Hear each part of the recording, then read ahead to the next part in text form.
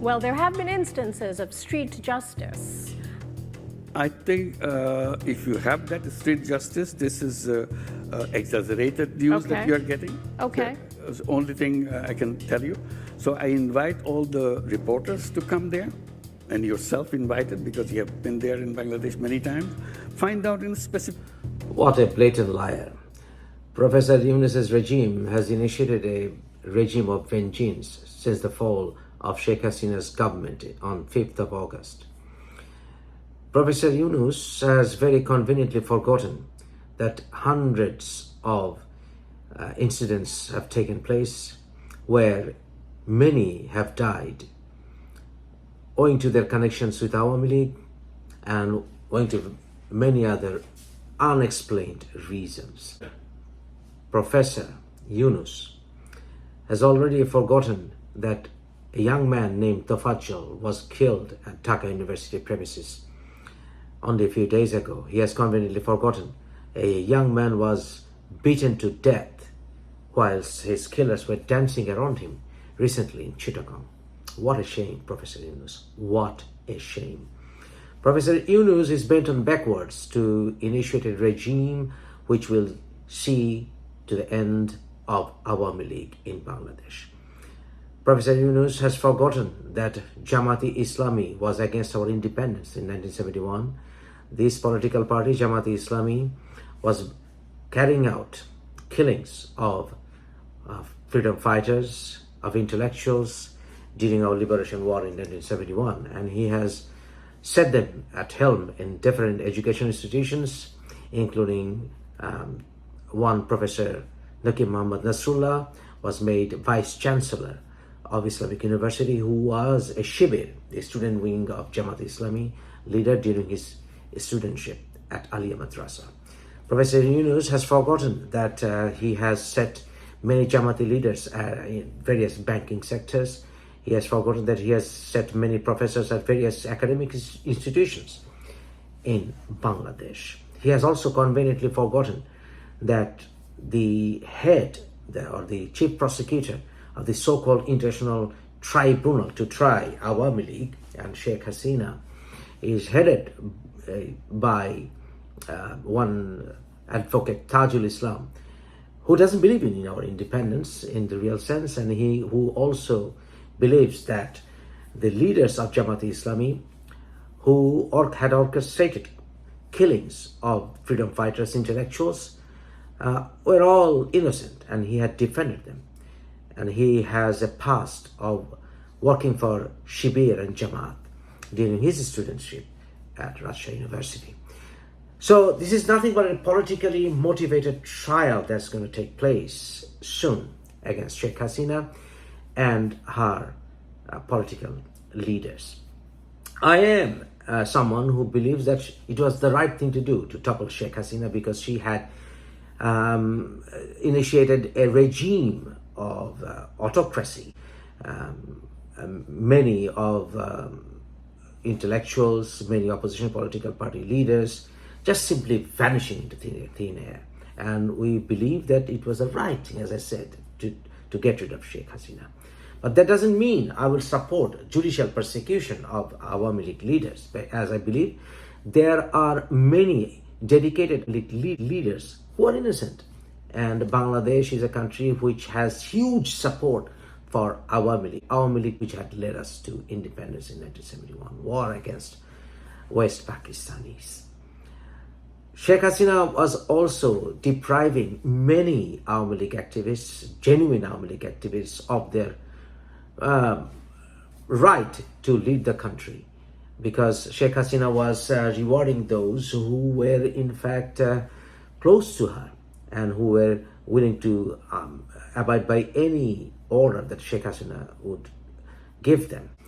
So I do not support anyone being denied of a fair trial, but this present regime, vindictive regime of Professor Yunus, is going to deny that right of fair trial. As I said, it's going to be a politically motivated trial. And we also have come to know that Hizb ut-Tahrir an extremist Islamist organization which is banned by most of the Western countries and also banned across the Middle East, was behind the uprising against Sheikh Hasina. And a recent BBC interview with Hizb ut-Tahrir leaders confirms that. We have come to know that many Jamaat-e-Islami student wing activists, Shibir, were very much active along with the coordinators of the uprising of his students against Sheikh Hasina's quota system. And they had hijacked this momentum to draw us into the uprising. So they're trying to take the whole glory, and they're being dominated by Shibir activists. So many of the Shibir activists who were hiding their real identity are coming out now. They, in fact, had taken up positions as Chhatru League activists, which are, in fact, nothing but fraud in political definition. Nobody is in support of an unfair trial. But Professor Yunus, for whatever reason that might be, has initiated a regime of vengeance with the help of Jamaat-e-Islami activists and with the help of extremists like Hizb ut-Tahrir. I'm sorry to say that, because these are all very clear now. And Professor Yunus conveniently forgotten about the mass killings that took place since the 5th of August. Why? Because he wants to try Awami League for genocide. But he doesn't want to admit that genocide is still continuing. I believe that Awami League should have the right to do politics. It should be encouraged. And Professor Yunus should make things clear that he wants Awami League to come back reformed. And Awami League is a political party which is supported by millions of people. It's not like a fringe political party. And if it is forced to grow underground, or if any election is held without their participation, that won't be acceptable to the general mass. Because no matter what we say, how we see it, Awami League is one of the two biggest political parties in Bangladesh, and to deny them to be participant in a democratic system will force the country into further turmoil in future, because Awami League might become an underground political party, and this would be detrimental to the stability of the country. We have seen a rise of Islamist fanaticism recently.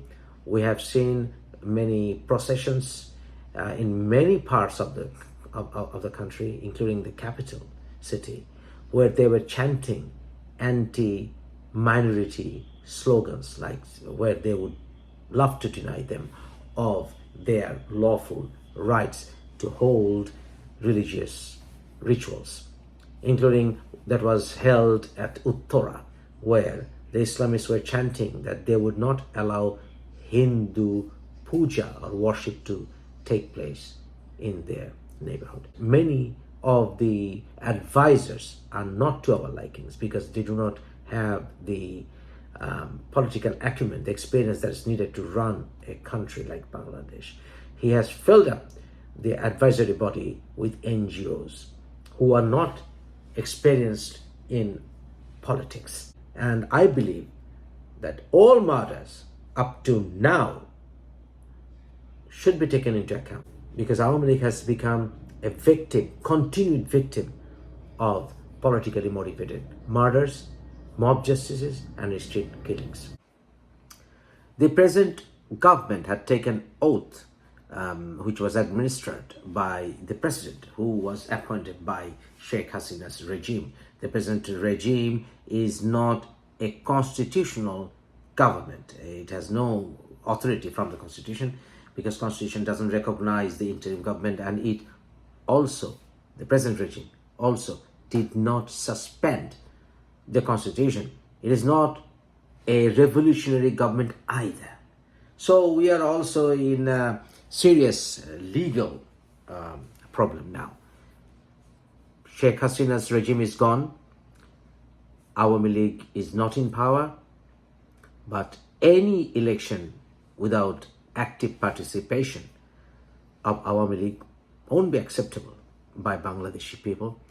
We will run into another troubling future where we will see a rise of Awami League to topple the future government. We don't want that kind of situation. We want multi-party democratic system to prevail, and Awami League must not be banned because Awami League is not a terrorist organization.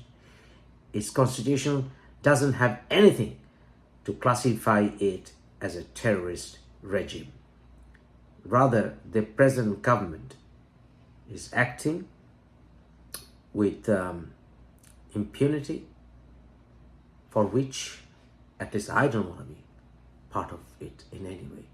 So I believe that it was my right thing to do, to tell the world that Dr. Yunus's regime is backed by an Islamist regime. And I don't know why, well, probably I do know why many of the Western countries are supporting him. That's another day's conversation.